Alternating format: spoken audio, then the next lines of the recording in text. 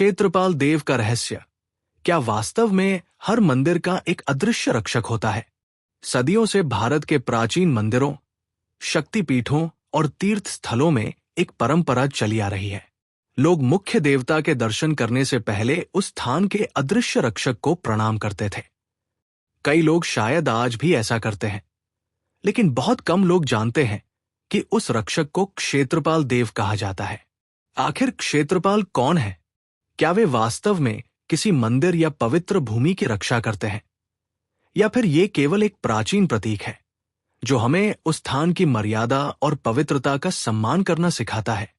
नमस्कार, मैं हूं आचार्य ओम त्रिवेदी और आप सुन रहे हैं ओम एस्ट्रो यूनिवर्स पॉडकास्ट, जहां हम सनातन परंपराओं, प्राचीन ग्रंथों और भारतीय रहस्यमयी ज्ञान को समझने का प्रयास करते हैं।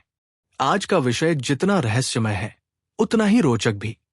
जब हम भारत के प्राचीन मंदिरों का अध्ययन करते हैं, तो हमें एक बात बार बार दिखाई देती है कि लगभग हर महत्वपूर्ण तीर्थ के साथ किसी न किसी रक्षक देवता की परंपरा जुड़ी हुई है। शैव, शाक्त और तांत्रिक परंपराओं में क्षेत्रपाल देव का उल्लेख अलग अलग रूपों में मिलता है। कहीं उन्हें भगवान शिव का गण कहा गया है, कहीं भैरव का स्वरूप माना गया है, और कहीं उन्हें उस पवित्र क्षेत्र की रक्षा करने वाली दिव्य शक्ति के रूप में वर्णित किया गया है। अलग अलग ग्रंथों और परंपराओं में उनके स्वरूप का वर्णन अलग हो सकता है, लेकिन एक बात लगभग हर जगह समान मिलती है। क्षेत्रपाल उस स्थान की मर्यादा और आध्यात्मिक व्यवस्था के प्रतीक माने गए हैं। संस्कृत में क्षेत्र का अर्थ केवल भूमि नहीं है। इसका अर्थ है वो पवित्र स्थान जहां साधना, उपासना या दिव्य ऊर्जा की उपस्थिति मानी जाती है। पाल का अर्थ है रक्षक। इस प्रकार क्षेत्रपाल का अर्थ हुआ उस पवित्र क्षेत्र का संरक्षक।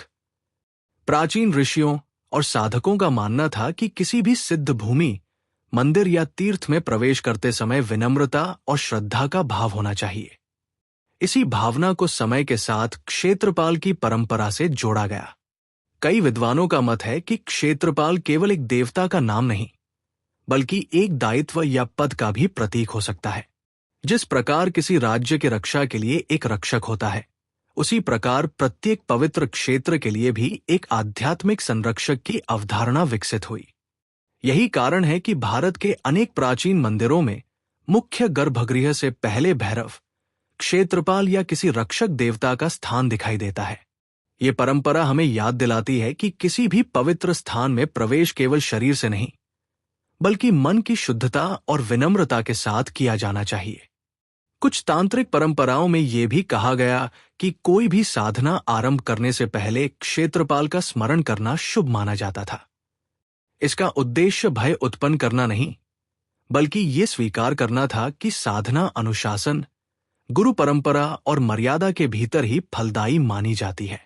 इसलिए क्षेत्रपाल की अवधारणा केवल रहस्य नहीं, बल्कि आध्यात्मिक अनुशासन का भी प्रतीक है।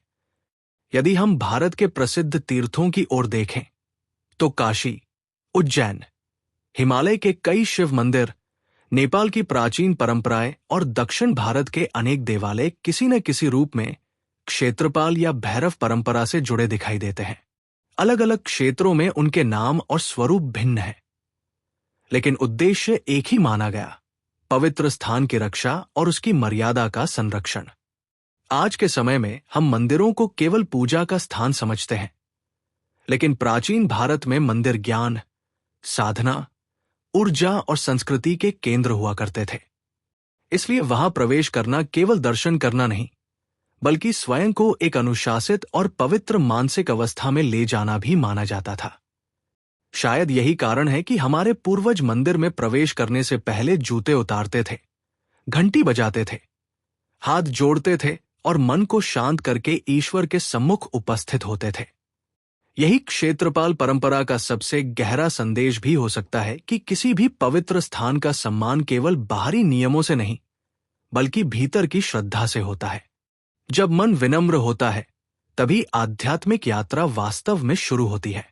यदि आपको सनातन रहस्य, रावण संहिता, प्राचीन भारतीय ज्ञान और आध्यात्मिक परंपराओं से जुड़े ऐसे ही विषय पसंद है, तो ओम एस्ट्रो यूनिवर्स पॉडकास्ट को सब्सक्राइब करें। मैं हूं आचार्य ओम त्रिवेदी और अगले एपिसोड में हम जानेंगे भैरव के गुप्त स्वरूप। आखिर क्यों काल भैरव को समय का स्वामी कहा जाता है और क्यों उनके बिना अनेक तीर्थ यात्राएं अधूरी मानी जाती हैं। तब तक के लिए हर हर महादेव।